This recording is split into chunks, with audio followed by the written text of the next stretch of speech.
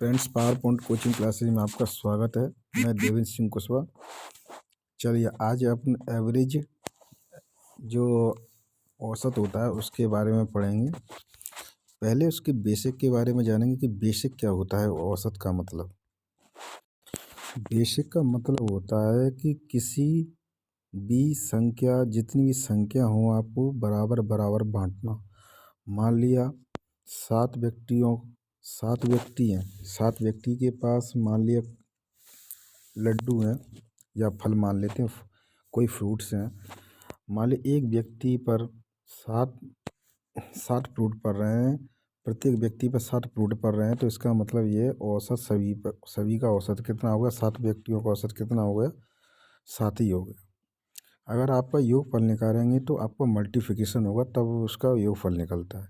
तो यही उसकी सबसे बड़ी बेसिक चीज़ है। अगर आप इस चीज़ को समझ जाओगे तो ऑटोमेटिक जो भी आपकी क्वेश्चन बनती हैं एग्ज़ाम, किसी भी एग्ज़ाम में ले लो, चाहे MP पुलिस ले लो, चाहे MPSI ले लो, चाहे पटवारी ले लो, चाहे कौन से रेलवे ले लो, कौन से भी एग्ज़ाम में आप ऑटोमेटिक हर क्वेश्चन को करने लगोगे। चलिए मैं बताता हूँ उसके बारे में पूरी जानकारी।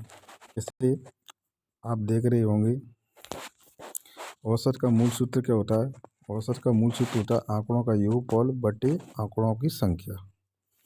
यानी कोई भी आंकड़े आपको दिए गए हैं, उनका पूरा टोटल योग निकालिए कि जो भी आंकड़ों का योगफल आ रहा है, और जितने आंकड़े आपको दिए गए हैं, आंकड़ों की कितनी संख्या है उनको निकाल ली, उनसे भाग दे देंगे आप आंकड़ों की संख्या से, आंकड़ों के योगफल में, तो ऑटोमेटिक उसका औसत का मूल सूत्र निकल जाएगा। तो क्वेश्चन के बारे में बात करते हैं। क्वेश्चन करोगे ऑटोमेटिक आपको समझ में आएगा कि किस तरह औसत का जो एवरेज चलता है, वो एवरेज के जो क्वेश्चन बनते हैं वो किस तरह चलते हैं। जैसे पहला आप क्वेश्चन पढ़ेंगे, किसी कक्षा के 30 छात्रों की औसत आयु 14 वर्ष है। यानी 30 छात्रों की औसत आयु कितनी वर्ष है?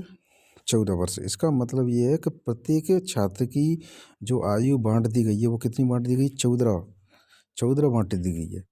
तो यहाँ पर आप देखोगे 14 का जब 30 से मल्टीप्लाई करोगे तो उसका योगफल निकल जाएगा, यानी उनकी आयु का योगफल निकल जाएगा। 30 छात्रों की कितनी आयु हो रही थी टोटल, अगर मल्टीप्लाई करोगे तो अभी तो यहाँ पे ये क्या औसत दिया गया है। औसत आयु मतलब प्रत्येक छात्र को बांट दिया गया है बराबर बराबर भागों में। जो बराबर मिल रहा है सबको, उसी को औसत बोला जाता है। अब यहाँ पे देखो, आगे बढ़ते हैं। यदि एक अध्यापक की आयु 20 शामिल कर ली जाए, यानी पहले कितने थे? 30 छात्र। अब वो बोल रहा है एक अध्यापक भी शामिल कर लिया जाए तो औसत आयु 15 वर्ष हो जाती है। कितनी हो जाती है? 15 वर्ष हो जाती है। यानी पहले कितनी थी? 14। अब कितनी हो रही है? 15। यानी हम कह सकते हैं कि 30 की पहले 14 थी, तो अब 31 की कितनी हो गई? आपकी 15 हो गई। कितनी हो गई? 15। अगर 31 का 15 में मल्टीप्लाई करोगे तो 31 वालों की पूरी वो निकल जाएगा आपका योगफल, और 30 का 14 से आप मल्टीप्लाई करोगे तो यहाँ पर आपका वो निकल जाएगा। 30 का आप निकालोगे तो यहाँ पर पूरा वो निकल जाएगा। चलो ये देखते हैं। जैसे यहाँ पर दिया गया है, यहाँ पर थोड़ा शॉर्ट में किया गया है, मैं आपको बेसिक बता देता हूँ, कोई दिक्कत नहीं आएगी। अब जैसे यहाँ पर आप बेसिक से भी कर सकते हो इसको। जैसे आप 30 का, एक मिनट दोस्तों मैं बता देता हूँ आपको। जैसे आप 30 का मल्टीप्लाई करोगे 14 में प्लस 31 का 15 में करोगे, यानी इसका जो योग आएगा, इसका जो वो फल आएगा, तो यानी जो मल्टीप्लाई इससे करोगे तो दोनों का डिफरेंस जो आएगा वही क्या होगी? अध्यापक की आयु होगी। वही आपको ये दिया गया है। अब यहाँ पर ये ट्रिक के द्वारा किया जा रहा है। बेसिक तो मैंने आपको यही बता दिया है, बेसिक के द्वारा आप करोगे तो यही काम हो जाएगा। अब देखो ट्रिक के द्वारा आपको कैसे होगा, ये बता देता हूँ दोस्तों। थोड़ा ना आराम मत देखो, क्या क्वेश्चनों को आप लाइकली से करोगे तो ऑटोमेटिक होने लगेंगे। बता देता हूँ। अब यहाँ पर क्या बोला गया है, फॉर एग्जाम्पल, तो पहले जो आपकी औसत आयु थी वो 14 थी। कितनी थी दोस्तों? 14। यानी आप 14 लेके चलेंगे। अब क्या हो रहा है, अध्यापक के आने से औसत आयु 15 वर्ष हो जाती है। यानी पहले 14 थी तो अब कितनी हो रही है? 15 वर्ष। यानी कहने का मतलब 1 वर्ष बढ़ रहा है। यानी औसत में कितने की बढ़ोतरी हो रही है? 1 वर्ष। इसीलिए मैं 14 प्लस किया है। यानी 14 तो पहले थी, यानी बढ़ रही है तो प्लस लगा दिया मैं। अब मैं यहाँ पे क्या करूँगा, पहले व्यक्ति कितने थे? 30। अब कितने हो गए अध्यापक को मिला के? 31। तो 31 यानी कितनी बढ़ रही है? 1 वर्ष। तो ये एक का मल्टीप्लाई करूँगा, तो 14 जब प्लस 31 आप जोड़ोगे तो आपका टोटल आ जाएगा 45। यही आपका आंसर आ जाएगा। ठीक है दोस्तों। अब नेक्स्ट क्वेश्चन में भी आप देखेंगे, 4 व्यक्तियों का औसत वजन कितना? 3 किलोग्राम बढ़ जाता है यदि 120 किलोग्राम वजन वाले व्यक्ति के स्थान पर किसी और व्यक्ति को शामिल कर लिया जाता है। अब यहाँ पे देखेंगे, थोड़ा देखो, तो यहाँ पर ये दिया गया है कि 4 व्यक्तियों का जो औसत वजन है वो कितना बढ़ जाता है? 3 किलोग्राम बढ़ जाता है। यानी पहले जो औसत था उनका, यानी इसको हटाइए, सॉरी दोस्तों, जैसे फॉर एग्जांपल आप ये लेके चल रहे हैं ये वाला क्वेश्चन, तो इसमें जो 120 जो दिया है वो ये मान के चलो आपका औसत है। क्या है? आपका औसत है। क्योंकि देखो, इसके हटाने के बजाय इसको हटा रहे हैं और दूसरे व्यक्ति को जब ले रहे हैं तो इसकी वजह से क्या है? 3 किलोग्राम बढ़ रहा है। अब इसका मतलब यह है, जब वो जो इंसान हटाया गया हुआ वो औसत औसत से क्या है? कम वजन लेके गया हुआ, वो कम, जितना जो औसत है उससे वजन लेके गया हुआ। दूसरा जो आया है वो औसत से क्या है? थोड़ा ज़्यादा लेकर आया हुआ वजन, जिसकी वजह से औसत आपका क्या हो रहा है? बढ़ रहा है।